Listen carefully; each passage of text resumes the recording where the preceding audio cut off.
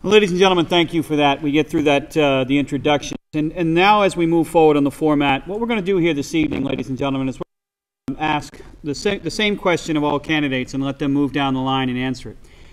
We'll probably, we'll start maybe on that end and then switch it back, and so each one's not kind of quote-unquote going first or last. And the manner of the questions were chosen in such a way that we spoke to both people on, people on all sides of the aisle, so to speak, because there are kind of three sides to that aisle, if you will, the left, the right, the center. And we tried to come up with questions that were pertinent and germane to not only the issues of today, but also the issues more so as they pertain particularly to Washington County. And I will say that as this commissioner, those who know, I'll state my party. I am a Republican, but as I look across here, I see Democrats, Republicans, and Independents that I've known as friends and I've worked with. So we've really tried to roll this ball right down the middle, so to speak. And the fact that we want to make sure that we give everybody an ample opportunity to let their views be known. And there are no gotchas here. These are questions that are meant to be open-ended and allow people to speak to what they feel is important. Now with that, the only other thing I would ask, just so we can kind of allow people to see the comparison, because let's be honest, it's a comparison here tonight. People, you may have a choice between one or others or two or three, whatever it may be. So I would ask Roy and Mr. Granger to please switch seats. So you're sitting with seatmates, and where Bob, you, and Kevin are unopposed, well, not unopposed, but unopposed here this evening, I should say. We'll let you sit together. So, by no preference, we'll start again on the end, just because it's been a while since we've heard. We'll move to the first question. On this, we're going to ask we're going to cut your time down a little bit because there's a lot to get through here. So we're going to ask you at 2 minutes. We're going to stand and we'll let you wrap up, so to speak. We're not going to cut you hard at 2 minutes, but at 2 minutes, Dave's going to stand and he's going to start that Academy Awards walk, as we know. Washington County, unfortunately, has been dubbed by some, including myself, even in the local paper, sadly, of being the murder capital of Maine over this past year. We've seen a record number of homicides that have taken place in our community. Many, but not all, but many associated with the blossoming drug trade that has been overtaking our county. So with that, the question to you in your position, and it's germane to all, is what your thoughts are on this and what you would do to help address these issues in Washington County. Okay, I'm going to stay seated. Otherwise, just getting up and down, it's going to get tiring. First, one aspect of that is the matter of the rampant drug addiction, drug abuse in this region in Maine, including over in the other part of District 6. And part of what needs to be done, it gets tangled up with so many things, and I'm trying to narrow it down because of the time limit. We need to see the full range of mental health and substance abuse services, the full continuum of services, because otherwise people get lost in the cracks. Right now, it's the jails and prisons that are the largest and fastest growing service delivery system when it comes to substance abuse. And that's just not right. We need to catch this problem before people start beginning crimes and start killing each other. But that's not the whole story. It is required when we start talking serious crimes of violence, we need to have law enforcement adequately supported It's going to take more support, particularly in the rural areas. It's a long way from Danforth to Cherryfield. I've driven it. And the Sheriff's Department is responsible for nearly all of that territory. It's an impossible task for them. That's going to take more resources. It's going to take smarter deployment of resources. And that's not speaking against the sheriff one bit. He's handed an impossible task there. So, two ends. We've got to intercept the drug problem, and we have to have law enforcement capable of responding when, in reasonable time, when things go awry. Thank you. You bring up some really good points, Jonathan. That's going to be a little hard to follow. But absolutely, we all know that we do have a major drug problem here in Washington County. And what it is, we've got these dealers that are coming from out of state, and they're tempting our people, and that's what's causing a lot of this situation with the murders that are occurring in town. But we do need to support our law enforcement officers all across the board. They've worked really hard, they've tried really hard, and then we need to have the support in the district attorney's office. Right now we have these 13 murderers that are sitting in the jail in Washington County, and we've got a backlog of cases that are not even being handled. And so we really need to work on getting our own district attorney or our own dedicated district attorney here in Washington County who can then process some of these cases and get these people off the street, get them out of our communities so that we can do the harm reduction, we can get them the services that are necessary, and actually be able to make a dent and do something with that, and really work hard at it. So, thank you. I agree with everything that's been said so far. As far as what I will do, it's a multifaceted thing, or what I would recommend.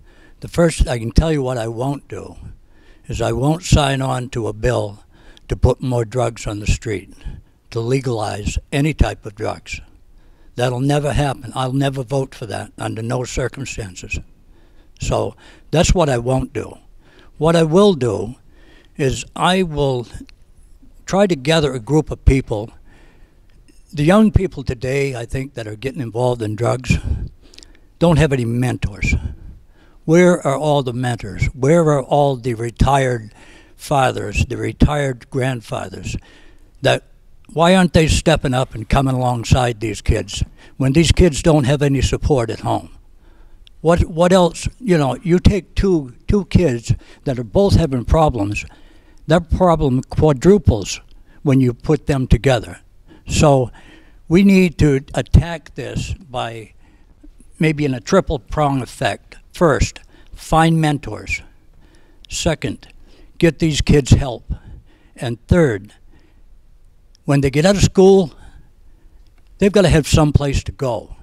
Let's find some communities where we can have houses, maybe just a place where they can go play video games and have somebody come alongside them and then help them find a job after school. That's part of the problem, is the kids aren't working anymore. And we as parents, that's part of our fault because we've allowed it. And I had to work for everything that I got growing up. And I'm proud to say, I don't mean this boastfully, but our business that we just sold, we had over 100 employees, and we were in 4 counties with 118 beds in our assisted living business. And we built that over a 22-year period. But now I'm free, and I will be glad to represent you and anyone else that wants to come alongside me to attack this drug problem.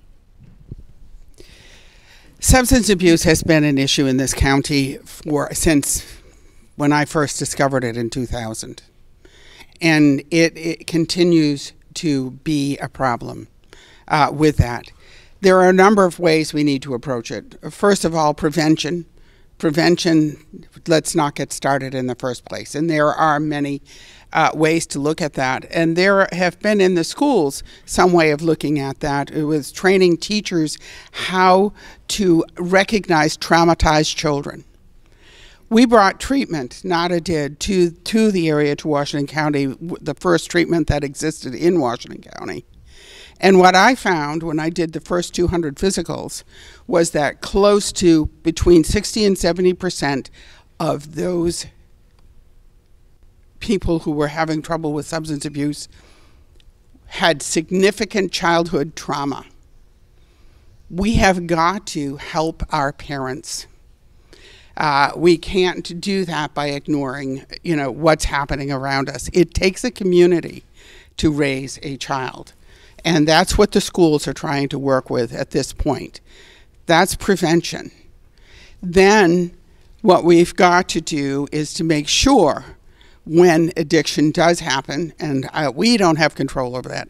And addiction is not just about opioids, quite honestly. We have addiction to alcohol.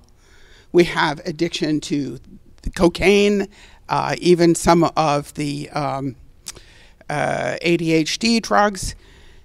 This is a much wider problem. We're not going to be able to arrest our way out of this. I want to catch the traffickers.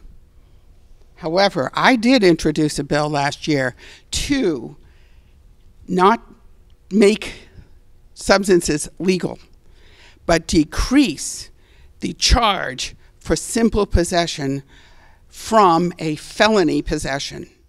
Because I've seen people who have been 5 years out, had gone back to education and tried to find a job because of their felony conviction, they would not be hired. I want people in recovery to come back to our community, be able to work, be our taxpayers and part of the community.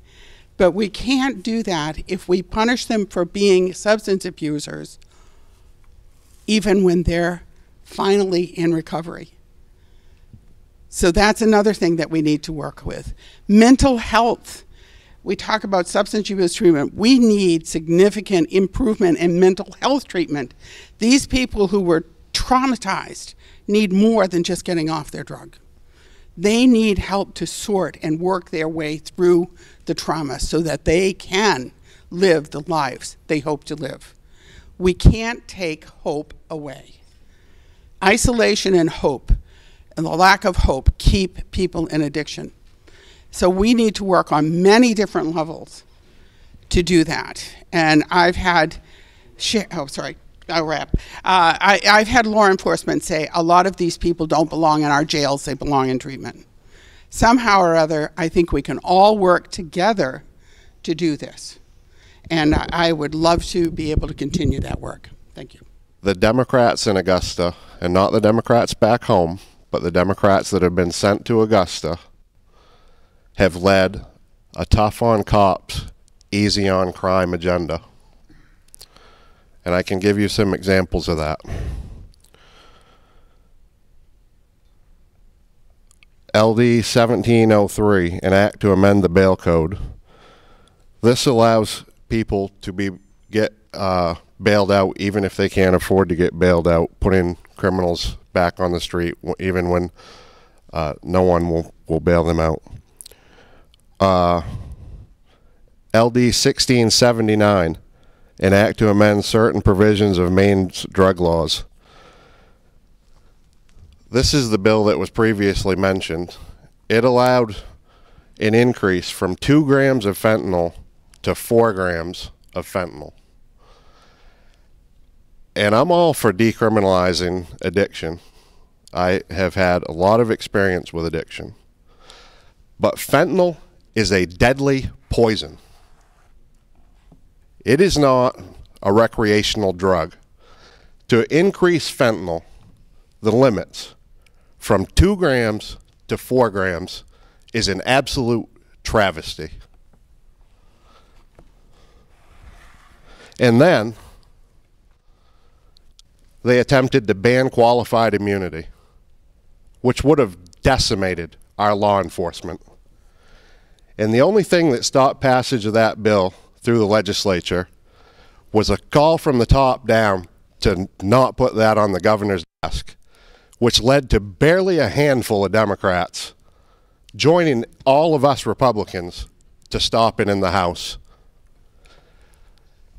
You can't go down there with an agenda like that and expect the crime problem to get fixed in the rest of the state. That's why I urge everyone, no matter what you've done in the past, to vote for Republicans this election so we can get a handle on this stuff.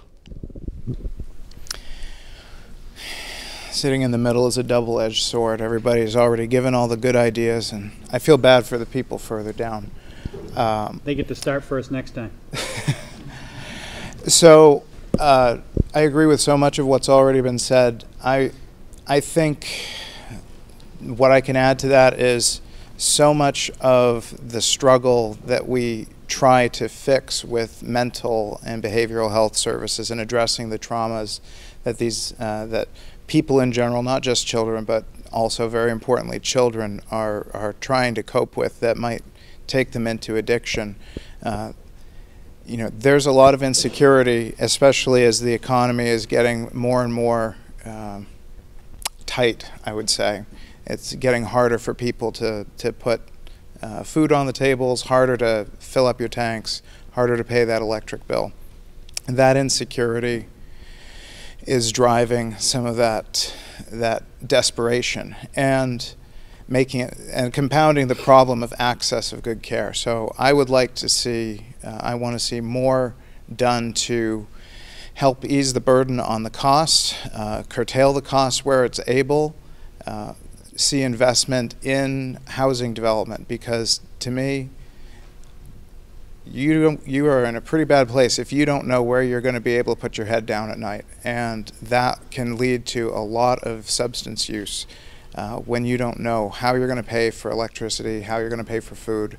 So those are the sorts of immediate short-term things I think we can work on, in addition to supporting our law enforcement, trying to increase access to behavioral and mental health services, and certainly continue to fight on all fronts this challenge. And it's not just Washington County, and it's not just Eastern Hancock County, it's a statewide problem, and every area can benefit from common sense improvements and supports for this situation. So, thank you.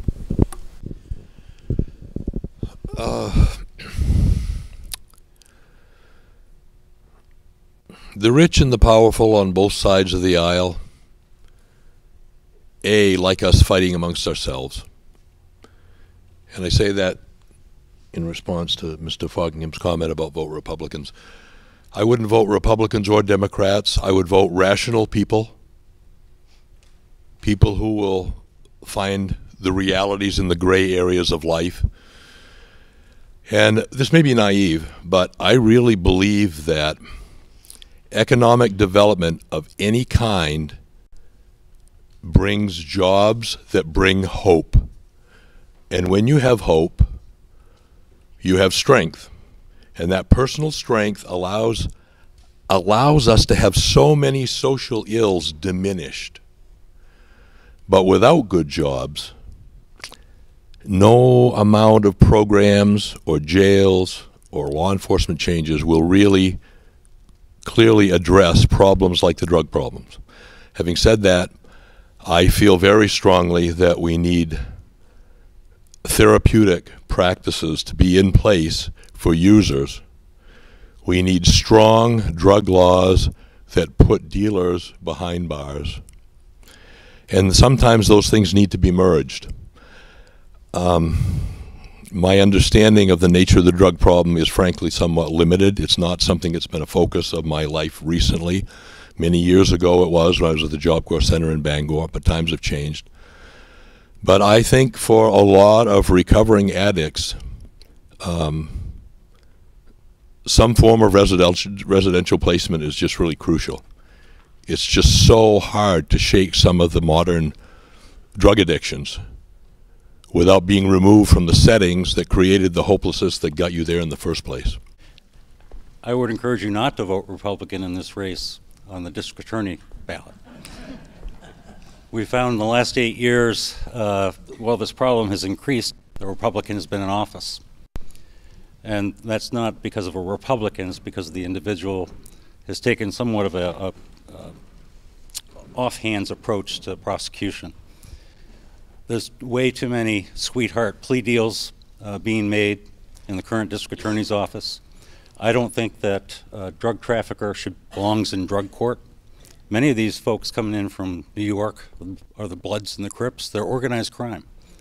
They're coming up here because I see it because I sign a lot of the search warrants. It's opportunity, and they're preying on our young folks. I mean, how many deaths have you seen over the last 10 years up here? Hancock County's seen a lot. We don't need to be making deals with the drug traffickers. If you talk to some of the corrections individuals who talk to the inmates, they see a year in prison as just the cost of doing business. They need to see 8 to 10 years in jail for trafficking. They can't be worked with. They're profiting off of deaths. I agree with many of the prior comments with regard to possession and addicts. The justice system isn't set up appropriately to deal with that issue. We have drug court. I think that's a good opportunity for first-time offenders to try and get their feet under them. If people who get caught up in the addictions and get caught for possession, like on first, second offense, sure, it's a medical problem. I don't think we need to make them all criminals. If they're willing to stand up and take responsibility and take action to get over their addiction, I'd be willing to work with them in terms of what we do in the criminal world. Traffickers, no. Thank you. It really is hard to follow everyone because everyone has some really good points, and I want to put them all together, and that's my opinion as well. You really did kind of take the words right out of my mouth, Bob, because as I was listening to everyone, I was going to say we need to crack down on people bringing these poisons into our state. When you turn on the news and you see the news about who's been caught with what drugs, what's the percentage of them that are coming from New York? It's a lot.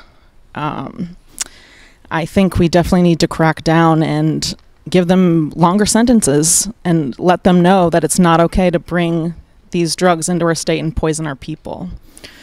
There are so many different facets to this question. I personally know so many people in recovery that have done very well with the drug court, and they are great members of our community now, doing wonderful things and helping other people. With that, I think we really do need to focus on our recovery and help our citizens. Another thing that no one has mentioned is overprescribing. Not all of these people are young people or getting it off the street. They're prescribed it legally, and they can't get off it. It makes them feel good. I am very much a supporter of CBD and medical marijuana. I know lots of people that have done very well, and makes them feel so much better, and it's a natural way to alleviate pain. These heavy drugs that people are into, especially the fentanyl, that terrifies me, because from what I understand, a very, very teeny tiny amount can kill you. So we really need to focus on the harder drugs that are being brought here, and harsher sentences for those people out of state that think that they can bring it here and poison us. First of all, I support our local police department. I believe they're way understaffed to start with, and they're trying to keep us all safe. But we need stiffer sentencing for those who deal in drugs and commit violent crimes, and a district attorney that will not plead bargaining on everything. We should not loosen the drug laws, because drugs hurt everyone from the kids right down to the grandparents. I support keeping our prison and our jails open. We do not have less crime, we have less people going to jail. we need to get into some programs like we have the Arise Addiction Recovery, and I think they can be a big help with us with these kids. And I've met some of these students that attend the Arise, and I really think that we need to get them involved. And another thing is, quite a few years ago at the school that I worked for, we used to have a DARE program. That DARE program did a tremendous job for those young students. You need to get at these young kids with these programs to teach them that, because you don't know with these people coming in from out of state bringing these drugs in, and with these little kids, they just don't know. But quite a few years ago, Barry, you wasn't the sheriff then, but we had a real good program. And I realize you got to have staff for that. But I think most people would support that. But that's a big thing. You've got to start with these smaller kids to educate them. And I think it will follow through with them. But if you try to start at the higher level, you need, it may work, but I think you got to start on the foundation first. I do not support setting up places for people to go and get high and discriminating drug use, but I would support a place where they can go and get help. I would support that if I'm elected as a legislator. Thank you. I have some ideas that haven't really been mentioned yet. When we was at a meet and greet in Cherryfield, you mentioned how many square miles that a deputy sheriff has to cover in a shift. Can you refresh my memory on that? 1,000 miles. One person would be responsible for 1,000. I have 3 people on at a time, so we have 3,000 miles. Yeah. Square miles. Yeah. That is impossible for a sheriff to cover. I think we need to increase the numbers of our deputies. We need to make it easier for law enforcement from other states to come into this state and bring their qualifications with them. You know, I think also we need to make it possible for people who come out of the military and the military police, find a way to bring them on and train them properly, and maybe have some satellite training facilities so that we can train them people, and also so that we can have a continuing education type of thing for our sheriffs that are here now. I also think that we need to separate our criminals from our drug addicts and from our dealers. You know, our law enforcement are trained to deal with criminals. Someone who has a drug problem is breaking the law, but really, you know, that if they're a criminal, it's because they've got an addiction they're trying to feed. So if we treat their addiction, then we can cure the criminal part. So I think, you know, we need to get the people with mental health problems out of the jails into in a facility that can help them with what they need. We need to get the people with drug problems out of the jails and get them focused on recovery.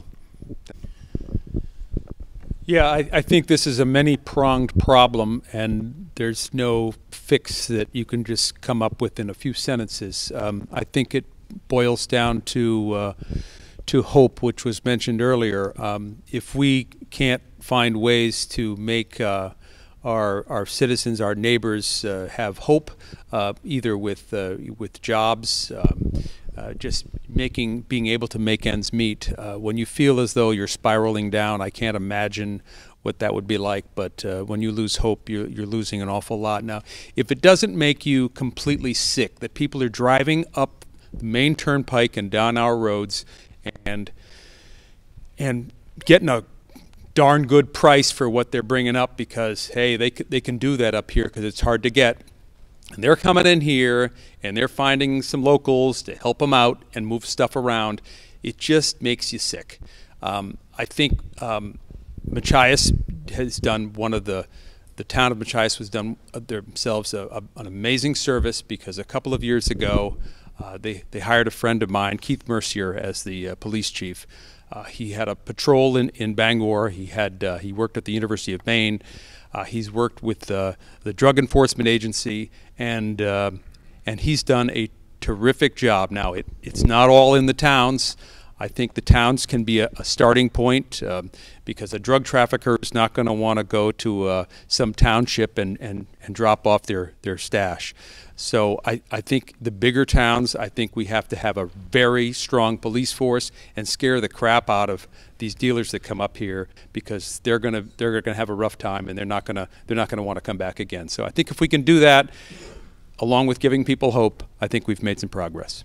I think prevention is easier to work with kids and to get law enforcement in the schools and the programs for DARE.